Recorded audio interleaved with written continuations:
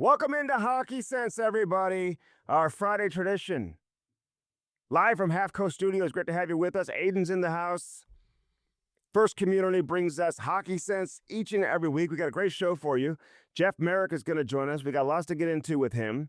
And then Jamal Mayers, live from San Jose, will also appear on this edition of Hockey Sense. So we look forward to that. First Community. I don't have to tell you about it. Everything is more expensive than it used to be. We all know that. And that includes insurance. And you know we got to have it. You got to have your insurance, but man, it adds up big time. And that's why you need to shop around. So don't just let your insurance renew and get charged higher premiums without doing your homework. You got to see what else is out there.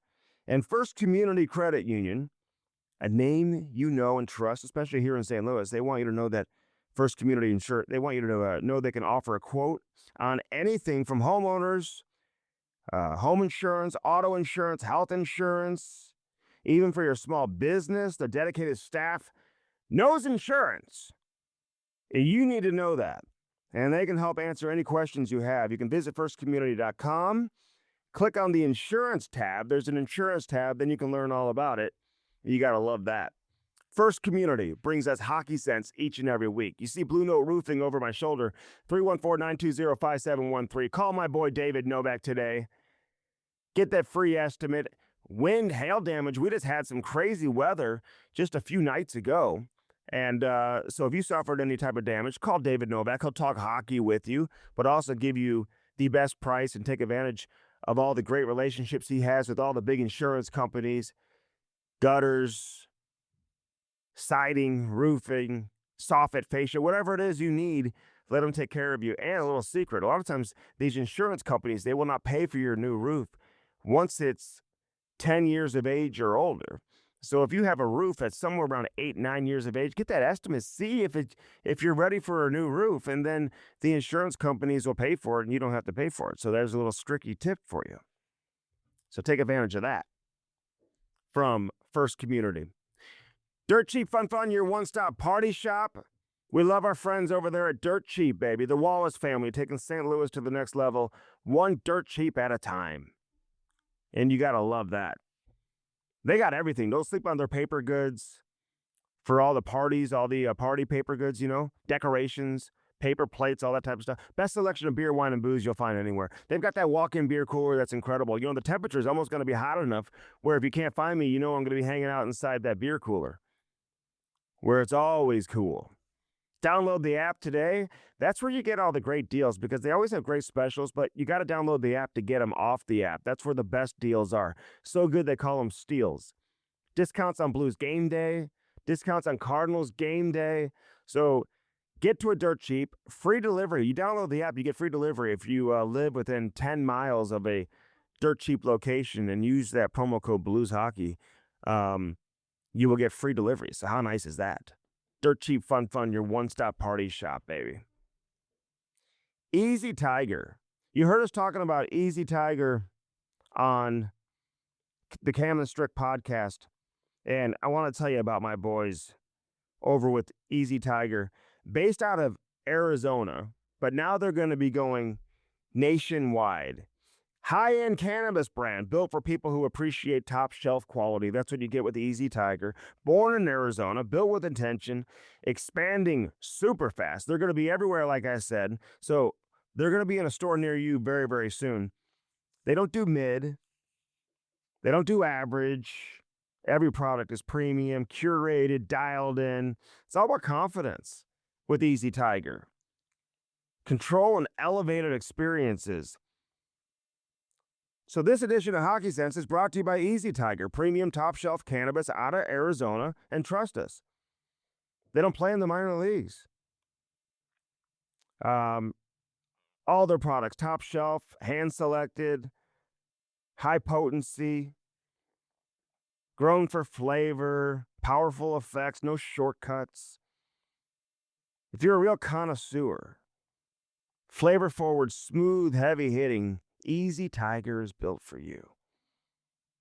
EasyTiger.com. They started in Arizona, but they're expanding fast, so keep your eyes open. Easy Tiger. Great to have Easy Tiger with us here on Hockey sense. Lordo's Diamonds, get that special someone, something special in your life. The best selection of engagement rings you'll find anywhere is at Lordo's Diamonds, lordosdiamonds.com. Say hi to Mike and Jimmy Lordo. Stop on in. Right next to Truffles, right there in the heart of Ladue. If you have any questions, you can call them. 314-432-8008. lordosdiamonds.com is the website. They've been around for 70 years. You got to be kidding me. They're doing something right, and you know that. Is definitely the case with Lordo's Diamonds. They are the absolute best. Best selection. You go in there with a $500,000 budget or a $500 budget or a $100 budget. You're getting treated the exact same as somebody's coming in there with deep pockets. You won't get treated any differently by Mike and Jimmy. The absolute best. All right.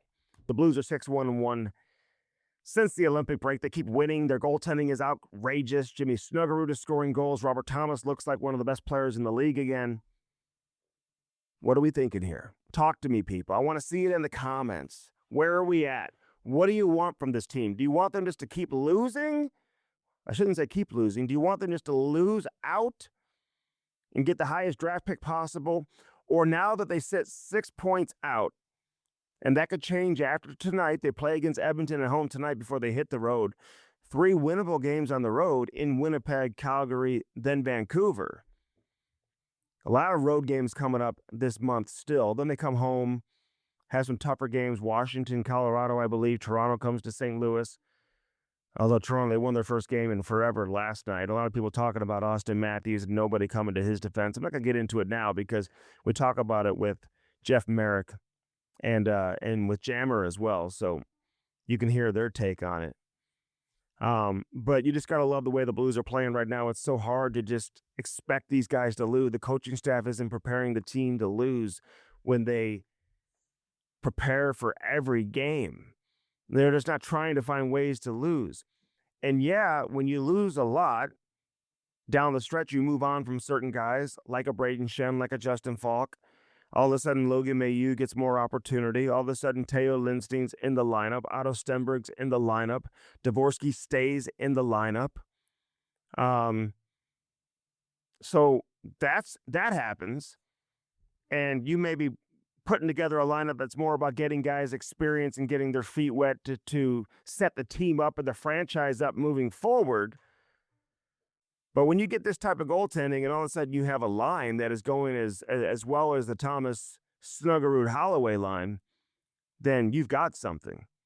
And they've got responsible, heavy players down the lineup on their fourth line, guys who have size, who can wear you down, who can skate like a Toropchenko.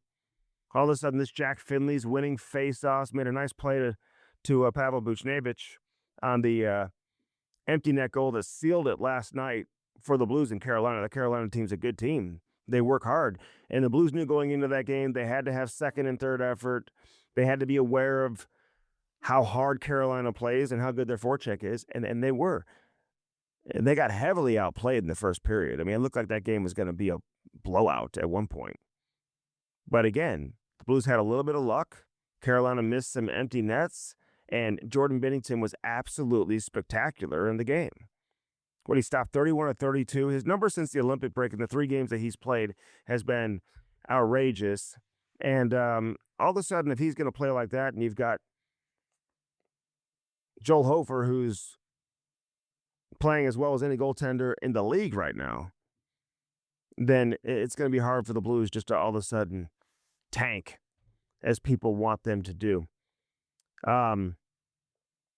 We've made some comments on the Camera Strick podcast in regards to the roster right now, and some people come at me about Pavel Buchnevich's contract and whatnot. And I love it, man. I love it when people listen to the podcast and they're passionate, they're emotional, and they want to shoot their opinion. I get it, but my point was with Pavel Buchnevich, if you have a quality team and he's on it, and he's slotted in the right position, and he's stacked on your roster properly, meaning you're not asking him to drive the bus every night to be your best player, then I don't mind his contract. We'll see how it ages. I'm talking about in the now. It's the first year of a 6-year deal. What that looks like 2, 3, 4, 5 years from now, we just can't predict.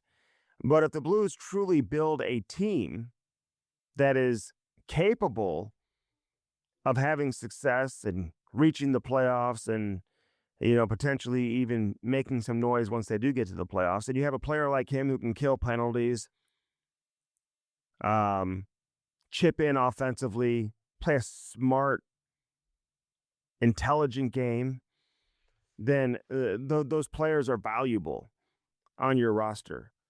Doesn't mean they're elite offensive players or his numbers are going to get back to maybe where they were when he first came over from the New York Rangers, where he was a point per game guy his first couple of seasons here. I wouldn't expect him ever to get back to that level from an offensive standpoint. But if you look at overall impact on the game, um, I'm not critical of Pavel Buchnevich's play. I think he's really helping the team right now in a lot of different ways. And as you continue to get better and better, and as some of these young guys get here and evolve and start to take over and inherit significant roles offensively, and all of a sudden now you can slot guys properly, it's a real positive sign. I'm loving this Logan Mailloux right now. You saw flashes of it early in training camp when he first got here. You're talking to veteran players and you're asking them just in private conversations, hey, how's this Mailloux look? And they're like, dude, this guy is absolutely legit with his ability to skate and play with the puck. And once he gets going and gets some confidence, he's going to be a good player. And you're starting to see that now with the way he and Fowler are playing together. And I love Broberg, what he's doing right now. I mean, it's just, it was Broberg and Mailloux who were together last night because they had Lindstein and Parayko together. So he kind of mixed things around a little bit. But I just love the way Broberg plays, and I love the way Mailloux plays. And when those guys were on the ice, the Blues just looked to be in control. They could handle the level and the style of play that Carolina was throwing at them. So it's not about deserving to win. The Blues probably didn't deserve to win last night, but goaltending's part of the game. People forget that. But they were getting so badly outplayed, the fact that they were able to win that game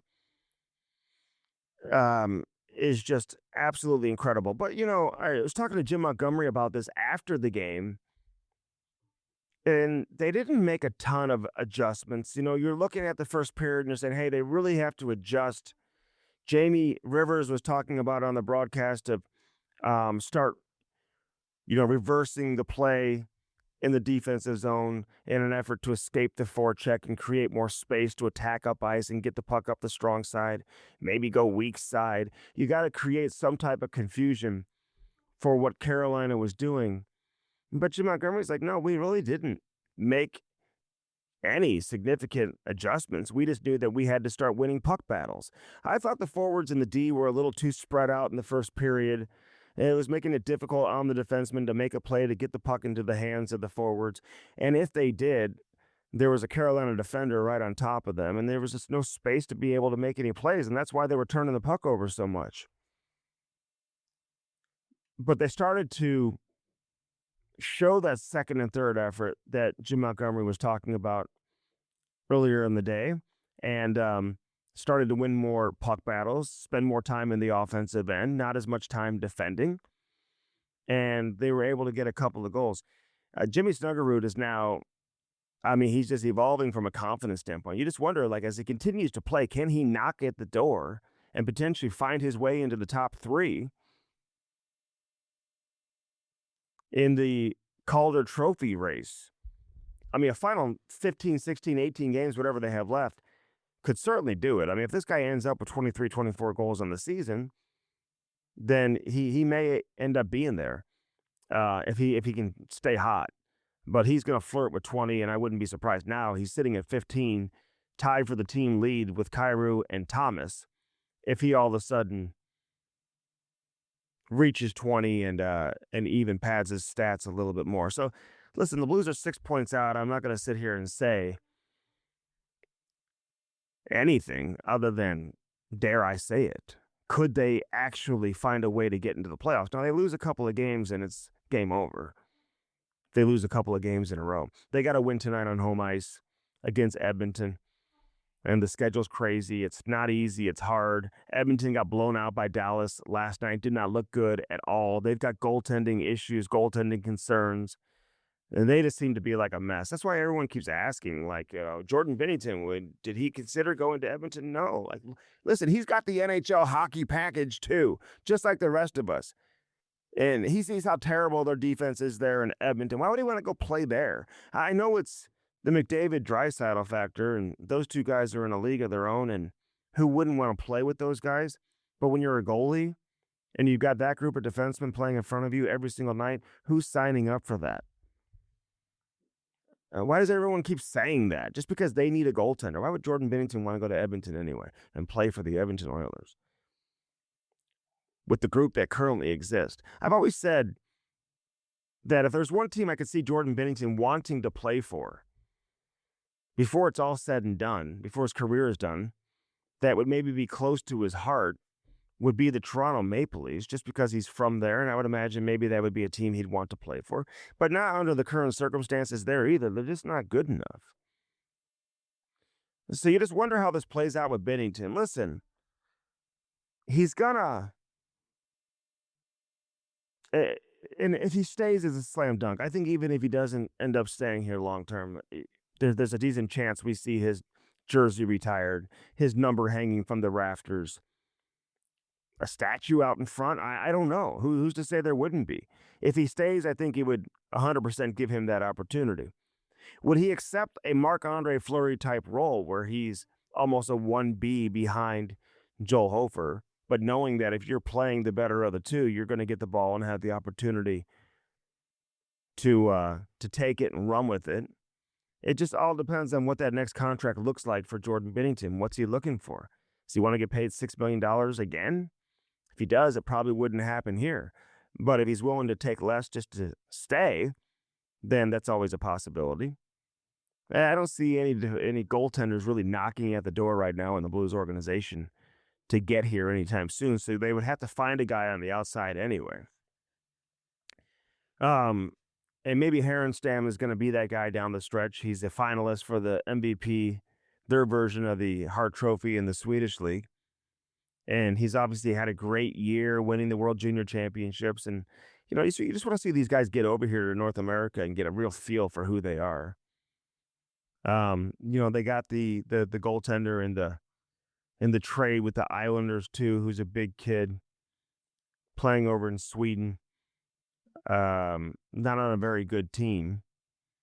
I know the Blues got a Russian prospect in the Red Wings deal for Justin Falk, and maybe he's got some promise. He just signed a contract extension to stay over in the KHL, but he's putting up some points, but he's not on a very competitive team in the KHL.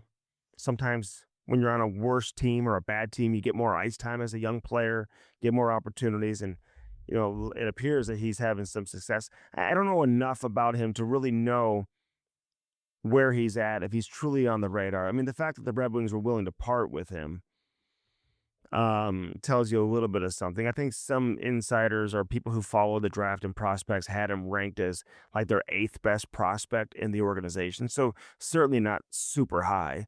Most teams' 8th best prospect in their organization, it certainly isn't a slam dunk that they end up playing in the National Hockey League. So we'll have to give some time for that. I am excited about Jiricek and some of these other guys, and Carbonneau continues to score goals in the Quebec League. I do think Carbonneau is going to need some time in the American League, and why not let him kind of marinate down there?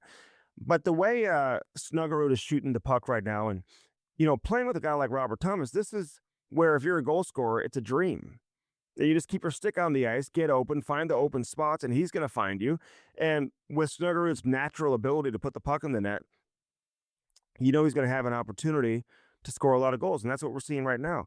And with Dylan Holloway working as hard as he's working, this guy is an absolute dog on a bone in terms of how hard he forechecks, how relentless he is as a player. And so now the thing is, you got to get Dvorsky going a little bit. I think his game has gotten it's flatlined a little bit. Jake Neighbors flatlined a little bit. Kyrou, he's kind of up and down, but he's playing with those two players and just not really showing a whole lot of chemistry with Dvorsky and with who did I just say? That is also with Neighbors. They're just not showing a lot of chemistry. I think Kyrou misses Shen a little bit. Those two guys played real well together. So Kyrou's got to find his game now. He's probably would rather play with Thomas or Holloway, but hey, you're not splitting that lineup right now. So Kyrou's got to find a way to get going, but it would help with Dvorsky and Neighbors would elevate their game a little bit too. That power play unit's not seeing a ton of power play time. The Thomas line is out there. They're getting some zone time and they're taking up, 60, 70% of the power play. So by the time the Kyrou unit comes on the ice, there's not much time left. So you'd like to see that line get going and start scoring some goals, and maybe tonight's the night that they do that against Edmonton.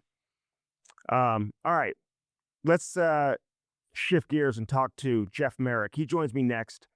Then we'll have Jamal Mayers after that here on this edition of Hockey Sense, live from Half Coast Studios, brought to you by our friends over at First Community. Winning isn't everything, but it sure is nice. Winning isn't everything, but it sure is nice. First Community, just announced as a winner of America's Best Regional Credit Unions by Newsweek Magazine and Plant A Insights Group. The survey, which was over 66,000 individuals, included over 140,000 reviews of regional banks and credit unions. Only one credit union in St. Louis received this honor, and there's a reason for that. Come find out why. FirstCommunity.com. Tell them Andy Strickland sent you. Blue No Roofing, again, 314-920-5713. Easy Tiger Cannabis. It's smooth. It's top shelf. Check that out online. You can order online as well. Dirt Cheap Fun, your one-stop party shop. Lordo's Diamonds, lordosdiamonds.com, right there in the heart of the Dew. Frontenac Detailing. I got another call the other day. Somebody was interested in detailing their car. There's only one place to go. Frontenac Detailing, right there in the inside Honda Frontenac. In Frontenac. It's not part of the dealership, but they are inside the dealership. Kirkwood Fence and Hackett Security, baby. When I'm on the road, I feel secure knowing that my house is secure with Hackett Security. Your business can be secure with Hackett Security as well. Check it out online, HackettSecurity.com. See why they take care of so many government officials and buildings and businesses throughout the United States, not just here in St. Louis, but throughout the country. Hackett Security. Let them secure your home or business, and do it today. All right, let's step aside. Jeff Marek joins me next on this edition of Hockey Sense. All right, always great to have Jeff Marek with us. Hey, buddy. Thanks for doing this as always. Yeah, no problem. My pleasure. I love being on with you. What's the weather in Toronto like right now? Is it still kind of wintry or is it nice? Okay, so great question. Let's see. What time is it? We've had like the weirdest couple of weeks. It was hot enough that I was wearing dry fits and running shoes and running outside about a week and a half ago. And it's been, sort of off and on, getting a little bit cooler. Right now, it's flat out cold, and we're expecting anywhere between 10 to 15 centimeters of snow. We get this. Oh, my God. Yeah, we get this. Like, there's that one sort of reminder that March gives you. Mm-hmm. I live in southwestern Ontario, and just when you think winter is done, there's always one more blast. Yeah. Just to remind that sucker punch when the linesman gets one guy wrapped up and the other guy gets a cheapie in. That's kind of like what it's like. That's what it's like here when it comes to the snow. But we're at the end of it here, Andy. We're very much at the end of it. This is the last shot at it. Before we get into some stuff, because before we started this, you kind of showed me around your studio there. You got a lot of books. Are you reading hockey books? Are you reading history? What are you reading the most? People could see you got a lot of books going on over there. I've read way too many books in my life. I was an English major, Andy. My whole plan for my career was going to be a tenured English prof and, walk the groves of academe and be a, conference hopping, published, prof. And then somehow I ended up taking a job in sports media back in 94 foreign promotions just as a summer job. I kept saying, oh, I'll go do my master's next year. I'll do my PhD. It's on the horizon. And I kept putting it off. And eventually I stopped saying I'd go back. But I've always read hockey books my whole life. Like I grew up, like the Hockey Hall of Fame was my babysitter. My parents would drop me off there and I'd write I have a little notebook and write everything down and memorize it and make my parents test me on it. And I've always just loved reading. Mm. Like my mom, when I was young, introduced me to Agatha Christie mystery novels. And like, that's what set me on this like journey of fiction. Like 2 weeks ago, I just picked up Frankenstein again, Mary Shelley's masterwork. But generally right now it's a combination. Like I'll always have like 3 or 4 books on the go. And it'll be any combination of hockey books, usually biographies. It'll be a combination of hockey books or military history, or it'll be works of fiction that I've long put off, thinking that, when I retire, I'll go read, James Joyce. Yeah. I'll go read Ulysses, like when I'm done. I'm sort of at an age now where it's like, hey, buddy, all those works you've put off that you said you wanted to read, you might want to start to get at those now. What do you want to do though? Would you ever write a book? Like you're so smart. Yes. Okay. So like Yeah, one I'm day. I curious just what have you time. haven't done I like will one day. yeah, and within the industry that maybe I mean, listen, we can all talk hockey till we're blue in the face until we're 100 years old. Yeah. What else kind of like is like, hey, I want to do that. I want to challenge myself with this. This really interests me. That is the thing that I want to do. One day I do want to write a book, and I've got a couple of ideas bouncing around my head that I'd like to do. But man, like I'm like you, like we're 24/7 following this game right now. And I very much believe that if you're in for a penny, you're in for a pound. And you need to know what's going on around the league at all times, and not just NHL, but like, me, I'm a big junior hockey guy as well. So there's, add 60 plus teams more to follow there. But the one thing, like whenever I've had to do like a studio setup, like I do now, one of the tricks that I learned early in my career, Andy, is if you want to make someone look smart on camera, put glasses on them and books behind them. And I can do both. Honestly, it's just ignore the man behind the curtain. I just fake the funk. I just put on my glasses and I put books behind me, and everyone says, "Wow, he must be smart. Those are books." Hey, it's working. I know you said junior hockey. I hope I'm not putting you on the spot, but how much have you seen Adam Yurosek play with Brampton? And I just watched him last Friday against the Oshawa Generals in Brantford. what's your report on him? He's super legit, man. Like what you saw at the World Juniors, where Jiricek was one of, if not maybe the best player in the entire tournament, like that's legit. Like the Blues are getting a really, really good one here. I don't know how quickly he jumps into the National Hockey League. I'm always more so about defensemen than maybe any other position other than goaltending, very specific about, players, defensemen need time in the American Hockey League. Having said that, Lane Hudson won the Calder last year, and Matthew Schaefer's going to win it this year. They're not touching the American League. Jiricek's really good. Now he's on a stacked team right now. Like the Bulldogs are this team of like first round draft picks. Marek Van Acker. Caleb Malhotra is going to be a first round pick this year. Jet Lachenko. Like go right down the list. It's a murderer's row. Like they'll probably be there for the Memorial Cup. They probably, there's some really good teams. Barry's good, Kitchener's good, should win the OHL championship. But Jiricek does have that benefit of playing on, one of the best teams in the entire CHL. But long answer to a really good question. Yeah, St. Louis is getting a legit one. I just saw him again last Friday playing against Oshawa. Yeah, I love it. And I think there's a chance he walks right into the National Hockey League too. We'll see how that plays out. Good. Justin Carbonneau is another one who plays in the Quebec League. Who's got 50 what a goals. shot! Yeah, he's a bull in a china shot. I never know how to like read into some stats at the junior level, especially the Quebec League. But this guy's putting up goals left and right, man. It's crazy. The only thing about him is he going to be? And I kind of had this question about Alex DeBrincat when he was shooting the lights out in Erie. I'd always say like, yeah, he's got the great release, but is he going to be able to make the adjustment to the NHL where you don't have a lot of time to get that shot off? Now, DeBrincat obviously has been able to make the adjustment easily. Yeah. That's the one thing that I do wonder. Is he like? I don't think is he. When will he be able to make that adjustment? Because Andy, as you well know, like you have more time in junior hockey to get that elite shot off than you do in the NHL. Mhm. Like you'll get to the NHL and you're going to realize, ooh, I had a little bit of extra time to take that shot. That time is gone now. So is he going to be able to get himself to position quick enough and get that shot off at an NHL pace, because the shot already is an NHL shot. Yeah. You saw him, Yeah. like, he's an NHL shot. Is he going to be able to get in place quick enough and get the shot off to make the adjustment to the NHL? That's the question for him. Yeah. But We'll find good out. prospect. Good prospect, man. And he may need some time in the American League. I don't think there's, you know, there's nothing wrong with going to the American League for a little bit. I think he may need some time.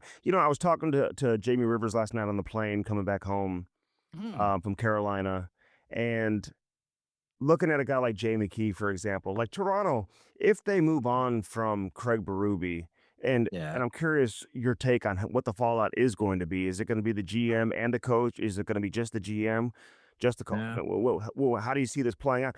I feel like Toronto needs to go in that direction. Everyone's going to throw out Pete DeBoer and all these recycled big heavyweight names, but I Yeah. feel like Toronto needs a young, up and coming, fresh voice, fresh face, whether it's David Carl in Denver or a Yeah. Jay McKee type guy for the Toronto Maple Leafs. That's the Yeah. direction they need to go in my opinion. Steve Ott's another one.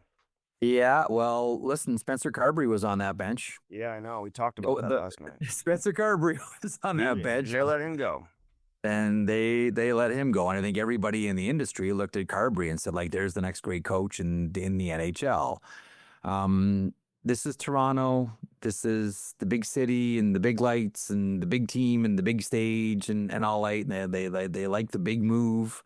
Like I've wondered about Jay McKee in a lot of different places. Like, he's interviewed for NHL jobs. Yeah.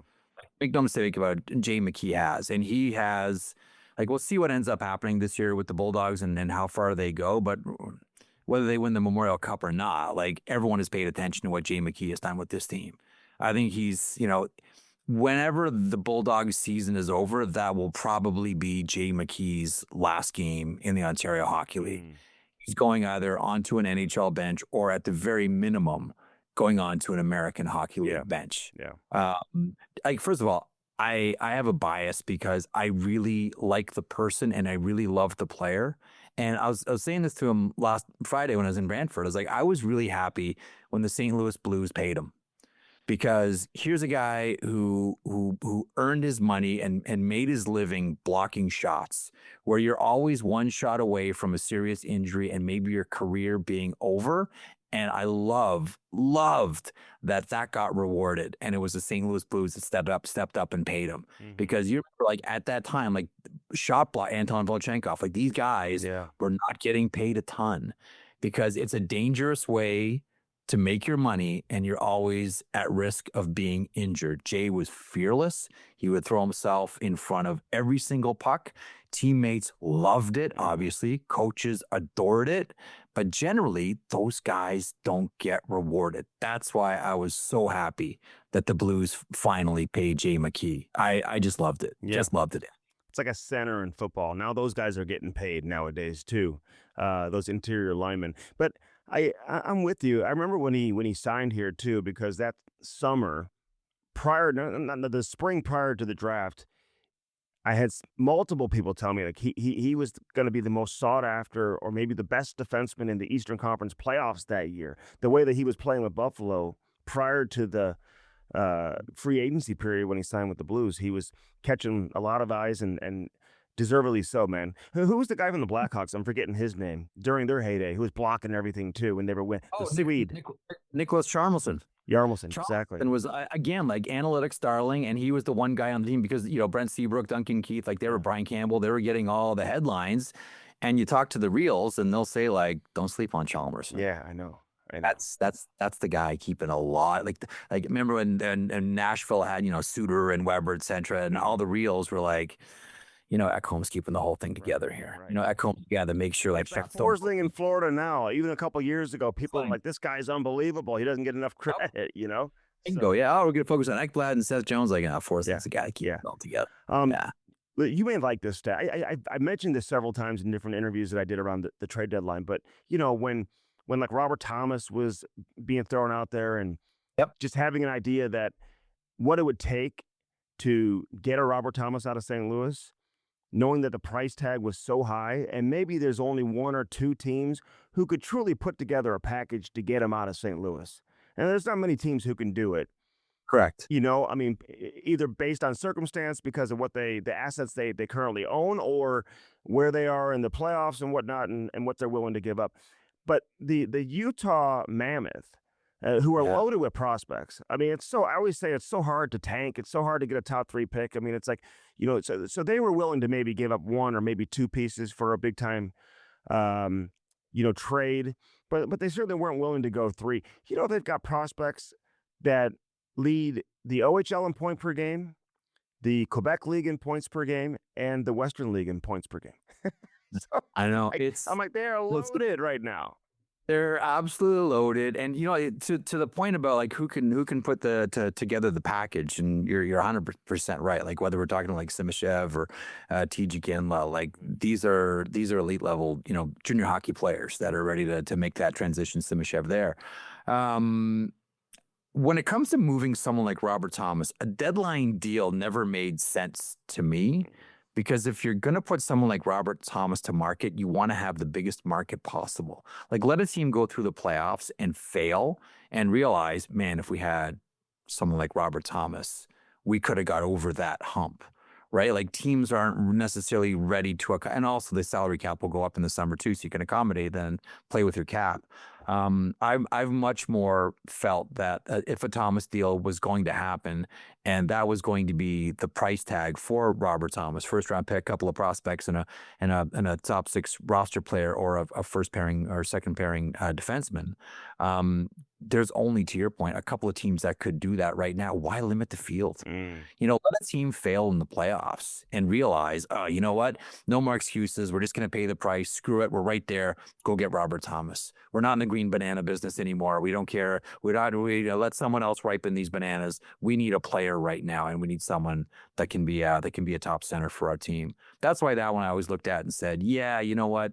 That one, to me, if it's going to happen, is going to be a summer deal. I had Robert on my show a couple of days ago, and he said it never got to the point where he was asked to waive, and he never went to Doug Armstrong and said, I want out of here. Yeah. I want to trade. So is that what stood out the most? I was going to ask you. Obviously, you just had Yeah. Robbie on. Is that what stood was out the the one. most from that conversation? That was the one that struck me the most, is that he never asked and he was never asked. Everybody asked around. Like that's just like this is just the nature of trade deadline.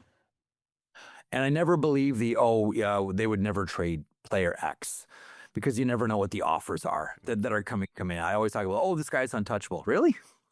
Really? Like, what if there's like an offer out there that completely knocks your socks off? Are you gonna still keep him in the untouchable category? I remember Kelly Rudy saying, when he was playing with the Los Angeles Kings, Rogie Vachon was the general manager, and Kelly said, like, how often do you talk about trades? And Rogie said, every day I do.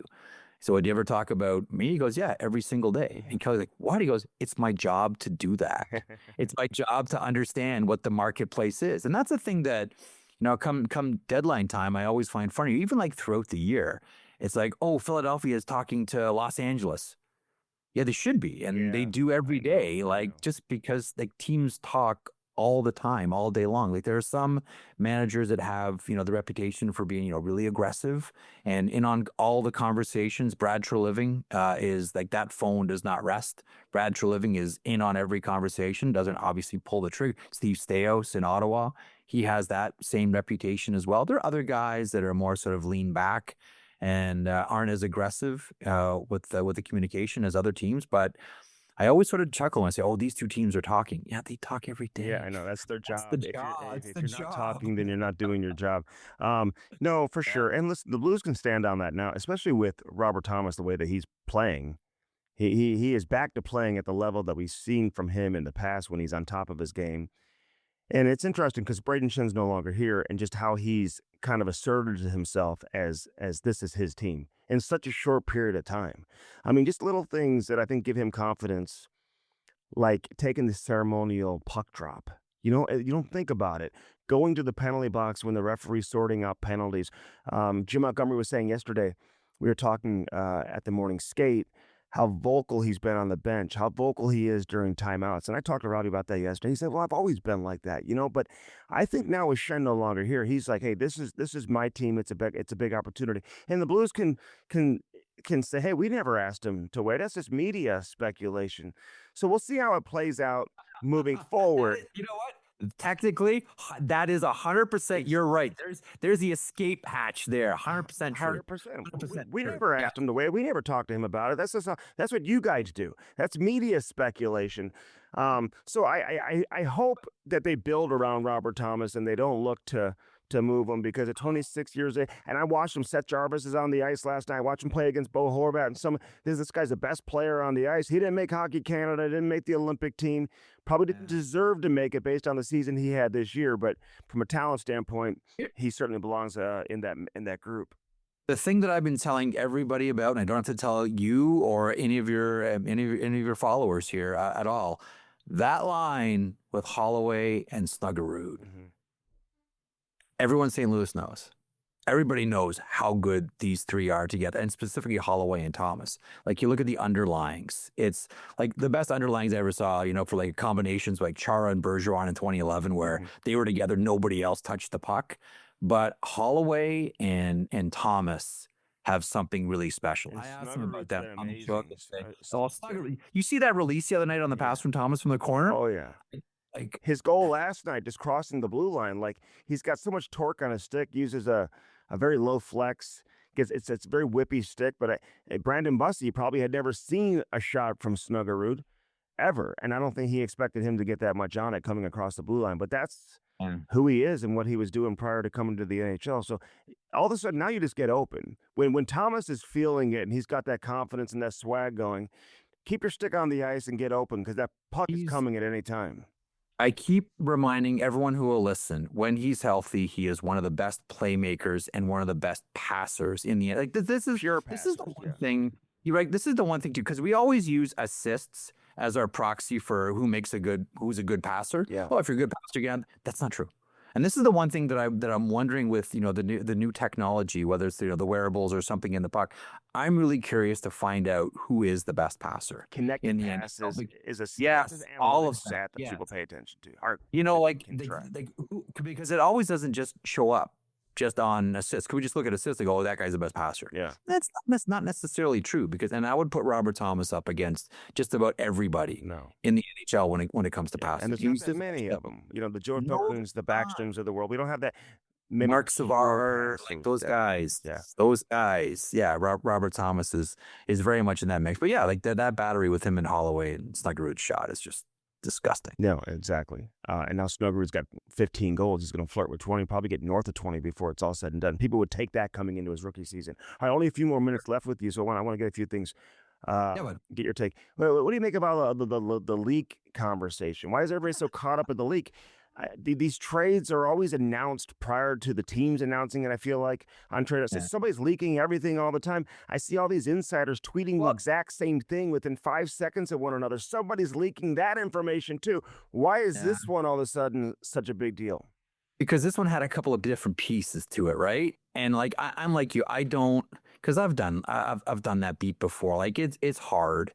It's really hard. And the thing about it is, it's kind of like a puzzle and everybody has a little piece of it. And just because you add to, and sometimes it may seem like you're taking away or taking a shot at someone else's reporting, doesn't necessarily make it true. Like there's a number of different factors that go into a deal, and two things that seem like they're mutually exclusive can actually be similar, right? Like when you talk about, oh, you know what, the deal still isn't done here, for a certain defenseman who may have been on his way to Buffalo because there's a no trade here that still needs to be worked out.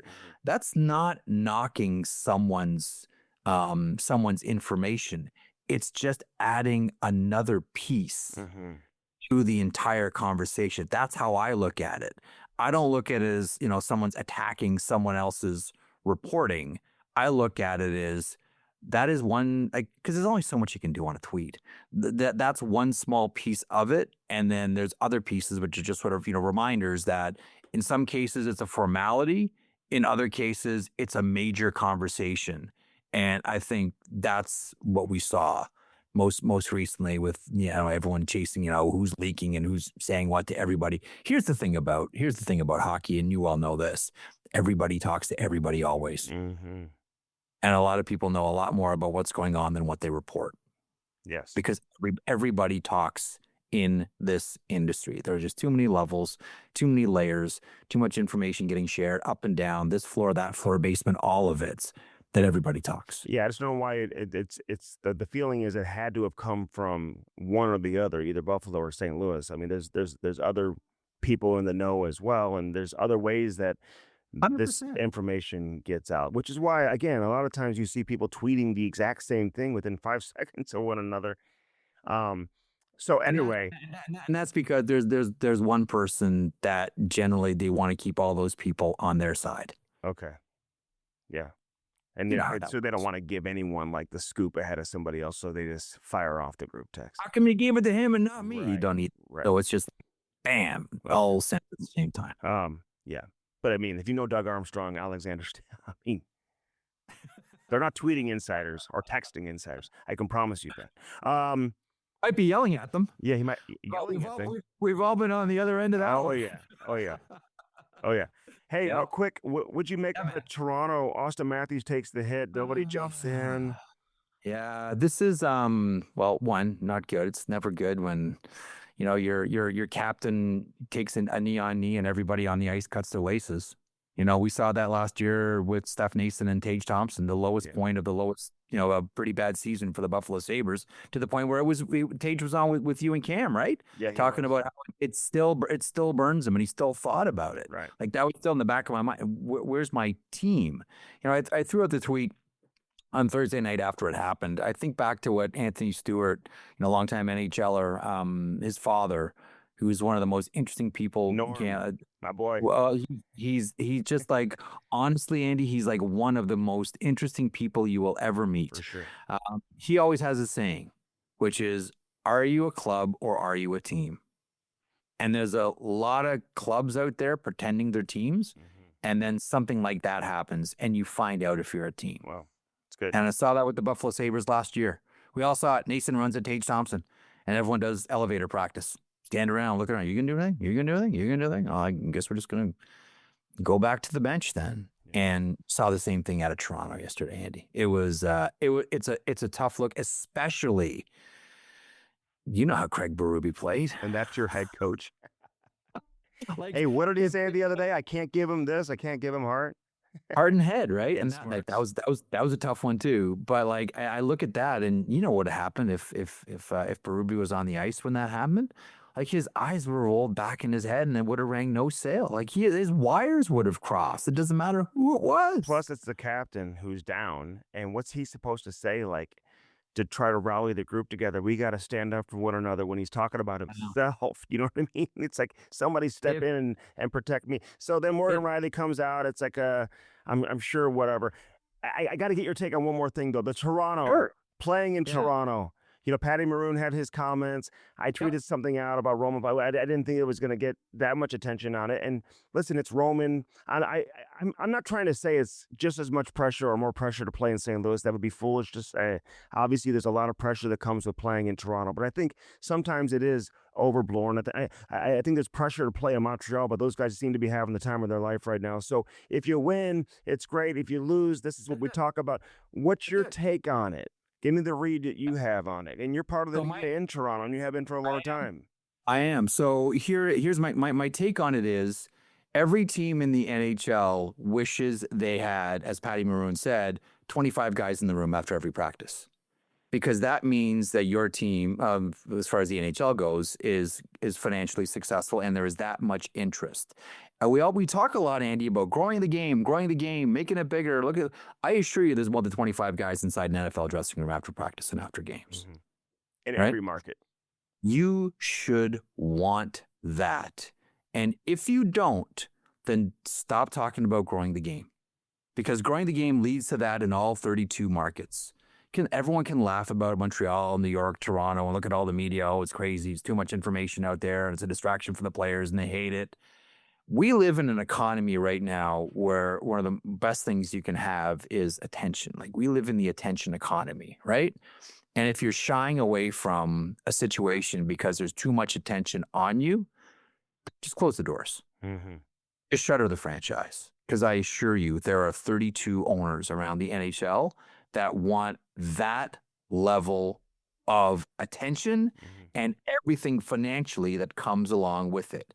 And if you don't like that, that's fine. That's cool. But please stop talking about growing the game. I've just talked to so many players who have played there. I mean, the benefits of being a Maple Leaf and how protected they are by the PR staff and by the organization. And here, before I forget, I want to interject on one thing that you're touching on here. First of all, you're 100% right. And second of all, it is a place where you make your own legacy if you're successful. I'll give you an example. Go back and look at the 1967 Toronto Maple Leafs team that won the Stanley Cup, last Maple Leafs team to win the Stanley Cup. Look how many of those players are in the Hockey Hall of Fame. Mm-hmm. And if they played on any other team, ask yourself, would they be in the Hockey Hall of Fame? Good question. There's a lot, because it is the biggest stage. Mm-hmm. Right? And if you're even just moderately successful, Hockey Hall of Fame is right across the street. And you get paid when you're a free agent. You go sign elsewhere too. You could be overvalued as a player too. 100% true. That's why, like, to the point, yeah, when it's bad, it's really bad. Montreal, like, when it's great, Montreal is fantastic. You know, this, first of all, the city's great. The fans are outstanding. When it's bad, it's awful. And as Brian Burke would always tell me, it's a tough place to manage, because if things are going bad, you're stupid in 2 languages, not just one. So you really hear it. Well, when things are great, it's amazing. And that's like, when things are going great, you probably want more than 25 media in there to tell you how good you are. Yeah, I'm with you. Great stuff, Jeff. We appreciate it as always, man. Awesome. Thanks, Tony. You be good. Have a great weekend. We'll see you soon. All right, Jammer's with us. Where are we this week? It looks like I'm in prison, but this hotel has no artwork in it. I'm in San Francisco. Did a couple of games for the Sharks in studio for the pre and post. So heading home today. Don't ever chirp my setup again when I'm on the road with this. When you're going to show up with that setup all grayed out, it's making me dizzy looking at that. Yeah, I'm not going to show you the bed area because I have a little bit more class than some people, but it's fine. It's fine. I digress. I love it. I was just talking with Jeff Marek. He was just on, and we just kind of got into it. I got to get your take, though. Austin Matthews, when he gets hit and nobody jumps in, I'm just curious your angle on it. Like, what's something that maybe people aren't discussing when you look at something like that? What goes on behind the scenes, you think, inside that dressing room? Well, I think the challenge is that sometimes it's just the wrong guys on the ice, right? And especially when it's Gudas, who's going to kill anybody who goes after him. But I think the pack mentality takes care of that. If everybody goes, there's not going to be a fight, right? The problem is nobody went, which is the worst look ever. It's everybody has to go. And what happens is you end up just, pairing up. There's really not going to be a fight if the right guy isn't on the ice. So I think that it's unfortunate. That's where the game is. Like, when I came in, now we're talking a long time ago, 30 years ago, every team had a heavyweight. Every team had 3 or 4 guys that were considered middleweights. And every team had a total of 6 guys that would fight. I think now you've got maybe 2 or 3 guys. There's maybe 2 or 3 heavyweights in the entire league. And then you've got like maybe 2 or 3 guys on the entire roster that would fight. And so there's less guys that are more inclined to do that. That's just not their reaction. It's not in their instinct, But to your point, you don't even have to fight. You just got to go jump them and to fall down, and basically. You don't have to fight. That's the issue. If I were the coach, it's hard for Craig Berube because he was a savage, right? Like, he did the toughest job in hockey, but I think the point that needs to be made is from even a guy like, is Mike Van Ryn still on the staff there? Yeah. He would be a good example to say, guys, I never fought, but you've got to jump in there. Black mentality. We all get in there as a unit. There actually wouldn't be a fight, but we all got to respond at the same time. I think Chief has done too much of trying to establish himself as a coach in the other direction. Like when he was here all the time, he didn't want to talk about fighting, and he would always say publicly, "I don't care about fighting. The game's changed. I don't just. I'm a hockey coach, and I can coach hockey. I don't coach fighting. I don't coach toughness." So I don't think he's always encouraging guys to be that guy. You know what I mean? As much and maybe he should implement some of his personality into the team. It's not like the St. Louis. I mean, the team that won the cup, he took over. They just had guys on the team who naturally would get involved and they played heavy. Weren't This is about fighting. Like Sundqvist and Barbashev weren't fighters, right? But they had guys. Bomeister was a big guy. They just had guys who understood their roles. Bozak, Maroon, obviously, but nobody's like fighting all the time. And he never really liked to talk about that. But maybe he should try to institute a little more of his personality into these teams if he can, because that could not have sat well with him, and he even said as much after the game. Yeah, that's a difficult challenge, right? Because I think in his defense, he was perceived in one way for 20 years, 25 years. And what gets lost in his view probably is his hockey acumen, his understanding of the game, Exactly. and redefining himself as the hockey mind. What he didn't want to do is let the fighting component, who will always be a part of who he is, to distract people from his understanding of the game, his ability to make adjustments and game plan and do all those things that great coaches do. So I certainly understand it. I would agree with you that the emotional part probably has to be really difficult for him. I preferred and always did prefer a coach that was a little bit more animated, a little more like I don't think Joe Quinn, he was more of an offensive defenseman, I believe, when he played. But he is intense behind the bench. Yeah. Right? It's not about the fighting, but that emotion, I'll say that. The emotion, I think he could bring out a little bit more, because I think teams and players feed off of that emotion. I like that emotion. Yeah. And well said, Jamal. I agree with everything. But I don't want people out there to confuse what I'm saying for lack of intensity from Chief either, because he's probably the most intense coach in the league. And if you have thin skin or you get your feelings hurt easily, he is not the coach for you, because he will grind on you and say things that you've never been said to before. So not everybody can handle that either. But it just kind of shows the bigger issue with Toronto a little bit. It's just not a good look, even though they won the game. The Blues win last night, Jamal. Jordan Binnington played his best game of the season. This guy was unbelievable. Just vintage Binnington. The saves he was making, how he was playing the puck, how dialed in he was incredible. And people always talk about, oh, though the Blues are ruining their ability to get this top 5 pick and the top 3 pick or the first overall pick. This is why it's so hard to tank. And it's nearly impossible to get a top 3 pick, especially when you have goaltending. Because as much as everyone talks about, well, I want this or I want that, you think the players in there care about the first overall pick, or the coaches care about getting a top 3 pick? No, I get why management maybe would, and I get why the owner maybe would, but those players don't care. And when you have goaltending like the Blues have, and then all of a sudden get these other guys now start playing at a high level, it's going to be hard to tank and just go out there and lose the way people want them to. Yeah, I don't think that's realistic. I think, there's certain things that obviously management can force the coaches to do, not necessarily tactically, but lineup wise. Sure. And so I think that's probably the only effect that management can to influence down the stretch the result is, who are the players available? Who is the coach told that this is who has to play? Once that is established, those guys are going out there to win.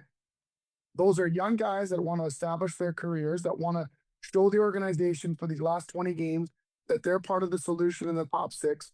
There's guys that are scratching the surface that want to show that they're bona fide NHL guys that would help out on the bottom 6. There's guys that are scratching the claw for jobs, for positions. And so you're going to get the best of them, of those young players. You're going to get the best of them. And the nice part about, for the organization, in my opinion, to turn it into a positive, is there's less pressure now for these young guys to perform. So you're going to get a truer view of what they could become because the pressure is not there. It's eliminated. Now, the challenge for them next year is to do it with pressure, understood, but that's part of the next process for them. And there's stages to all of this, I'm sure, as they go to build out their team. But what you want to do as a young player is you want to make their decision this summer, and when they shape their team, you want to put your name in that little box of the and move it up. So you're gonna get guys playing hard. And to your point, I mean, Theo Lindstein, who's a first-round pick in 2023, he's now up. They had 3 first-round picks in 2023. All 3 have been in the lineup the last 2 games. And with Dvorsky and now Otto Stenberg, in addition to Lindstein, you got Logan Mayu, who's now playing, getting power play time. He's playing north of 20 minutes every single night and looking like a really good player, Jamal. I mean, I was reading about Zach Bolduc. I don't think he scored a goal in like 25 games or something. Everyone was so upset when they made that deal. This is why you have to be patient, especially with a young defenseman. But when you see the raw ability right off the bat with his ability to skate and how he handles the puck and his offensive awareness and his instincts in the offensive zone, you just got to pump the brakes and let this guy get some experience. When the season started, he had played fewer than 10 games in his NHL career. So what is he at now? Close to maybe 60 or 70 games for his career. This guy has a chance to be really, really good if he continues on this trajectory. Yeah, I love the way he, like you talked about it, when he goes into the robes in the offensive zone. You can't teach that. His ability to understand when to stay, when not to stay, to come in and come out, to create offense. That's the new age defenseman. It's not just walking the line and shooting the puck. It's, depending on what the team is doing defensively, it's those interchanges. It's using the high ice. It's sometimes you're the first guy in. Sometimes you hover and stay around in the offensive zone. He's got tremendous instincts in that regard, and now you're starting to see those. And give credit to the coaching staff that have empowered him to go take those chances because, at the end of the day, their circumstances different. And the nice thing is you're seeing that he has that ability. The challenge is going to be next year when you hit start again, you let him do the same things. There's going to be mistakes. Mm-hmm. There's going to be turnovers. Can't tell me that Quinn Hughes doesn't turn the puck over. Can't tell me that Hudson doesn't turn the puck over. Zeke Byam doesn't turn the puck over. That's the evolution of the new young defenseman. They're playing on the offensive side of things, and they're going to turn it over. They're going to make mistakes, but it's a risk reward on how much they do it and when they do it. Yeah. And veteran guys like Zach Werenski, and then there's a lot of guys. I mean, and you got to live and die with that. I used to talk to TJ Oshie about that when he was a young player. And, he would drive coaches crazy. He'd turn pucks over at the blue line, turn pucks over. And I'd always say, Ilya Kovalchuk turns pucks over. I watch all these superstars. They turn pucks over all the time too. Sometimes you got to let them play through it, and it's how they adjust and how they adapt as they get more experience. But man, and they don't have a lot of pressure, but the Blues are their goaltending's too good to just all of a sudden just tank. I mean, the way these guys are playing right now, Joe Hofer, who's going to be the starting goaltender for Canada, in my opinion, 4 years from now, and very well could be the starting goaltender in the World Cup 2 years from now. He is so good. And now Binnington playing like vintage Binnington, even if they're getting outplayed as they were last night against Carolina. Carolina just destroyed St. Louis in the first period. But then all of a sudden it's a 1-0 game coming out of the first, and they tie it up, then they get that next goal, and all of a sudden they win a game that it probably shouldn't win. So that's called stealing a game by the goaltender. Yeah, I love that. I think that similarly with the Sharks last night, they had the same thing with Nedeljkovic. I think they're outshot like 11-2, and we're leading 1-0 after the first. Yeah. And when you have goaltending like that, it allows your team to catch their sea legs, to get themselves, to comport themselves, to get their game going. And also, most importantly, give them the belief that they're going to find a way to get it done because our goaltender is standing on his head. So it permeates throughout the entire lineup, that confidence. It translates immediately within the game when your goalie, when the bench and the players realize, all right, our guys on tonight, we have a chance. I want to be careful how I say this because I've got so much respect for Braden Shen and Justin Falk too. But it's amazing, two aging players who can still play and obviously have an impact and certainly will on their teams as they make a playoff push. But the Blues just they look more connected. They look quicker. They look faster without these guys in the lineup. Is that possible? I guess it is. I mean, just watch the way they're playing right now. Yeah, I think that, listen, it doesn't take away from their accomplishments and who they are as players. But you just described two guys that I wouldn't say 5 years ago were fleet of foot, right? So that doesn't mean they're not effective. They still can't produce. They're still not great players. They don't add value, but they don't help your pace, right? And you got to think about where Braden was going to be slotted in, going forward. Would he be comfortable with that role? Not even being on the second unit power play, perhaps. So he's in a better place, and I think you increase your team speed. Let's be honest, we've been saying this for 2 or 3 years that they've got to get younger and faster, and we've oftentimes put a lot of that on the bottom six, but I think it goes throughout the entire lineup that the pace of how they play needed to go up, and I think that'll allow Monty even to make adjustments in game and game to game, because now he has the ability to do that. Yeah, and Philip Broberg was incredible last night. This guy is it's almost like there's two or three of them, of the same guy on the ice. I mean, he's the first one back, then he's below the goal line in the offensive zone, then he's got the puck off the rush. Like, this guy is just so good, man. It's amazing to be able to skate like that, Jamal. Yeah, it's those all the young players watching out there. It's most important skill you can have is Oof. your ability to skate. Yeah.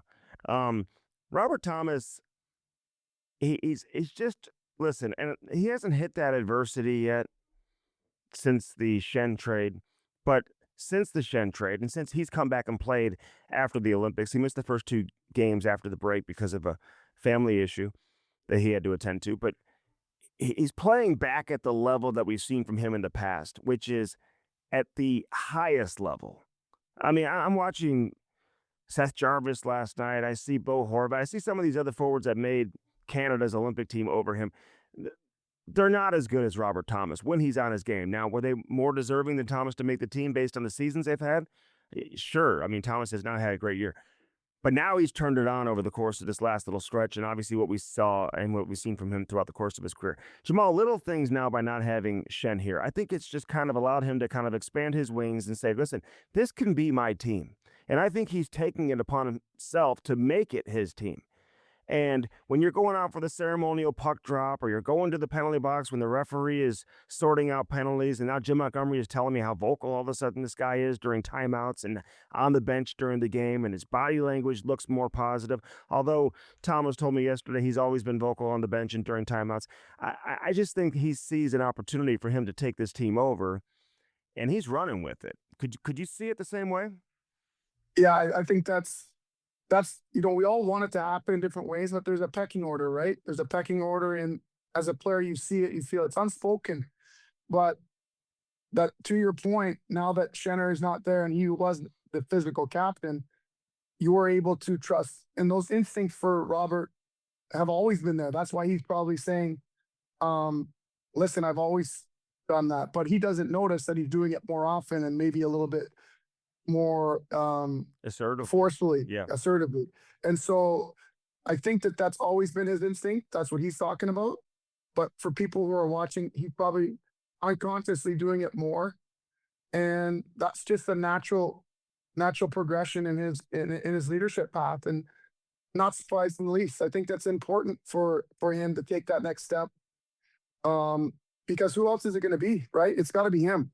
So Got to be him. And I know people throw out Jake Neighbors and whatnot, but it's almost like Neighbors is in the same spot, in my opinion, that Thomas was in when Shen was still here and O'Reilly left. And it was just obvious to kind of give it to Shen. He was the next in line.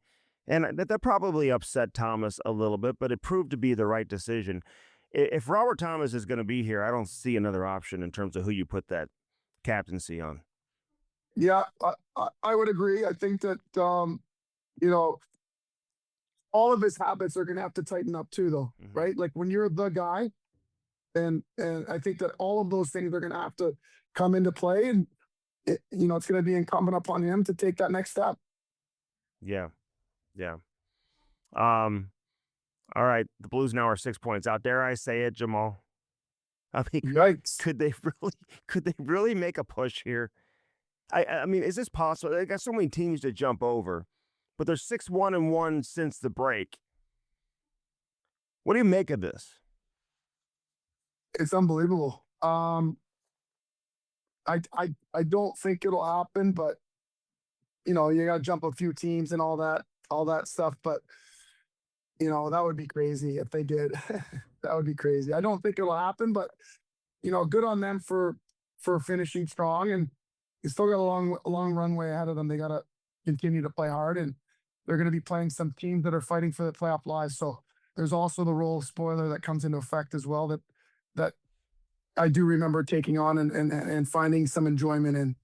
Okay, so the team, I'm going to run a few teams past you before I let you go that are ahead of St. Louis right now in the standings. You tell me if they're contender or pretender, okay?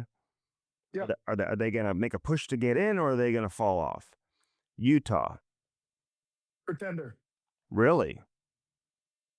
You don't think they'll make the playoffs, or you do? No, I don't.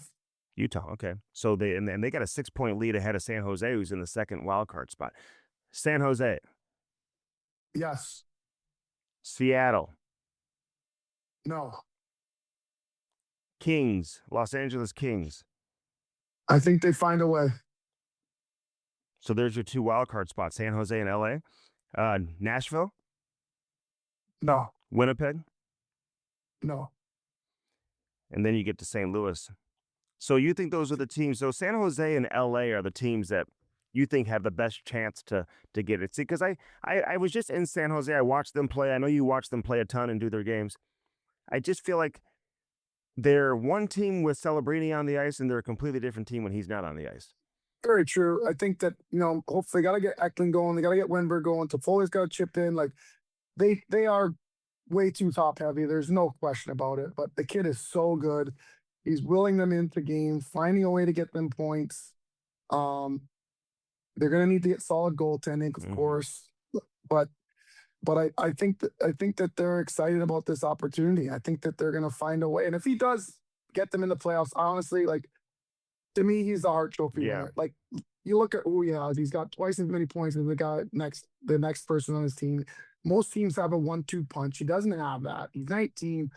Like, if you define MVP by most valuable to their team, like, I think he's the MVP. But he's still got to make the playoffs. He doesn't make the playoffs, I don't even think he's a finalist. And I say that about San Jose, but they're still ahead of schedule. I didn't expect them to be in this position. So even if they don't make the playoffs, it's been a successful season. Would you put Matthew Schaefer in the Hart Trophy conversation? Ooh, that's interesting. I wouldn't, but I think he definitely is in the Norris. Like, to me, he ends up being a finalist for the Norris, and then is not a finalist for the MVP.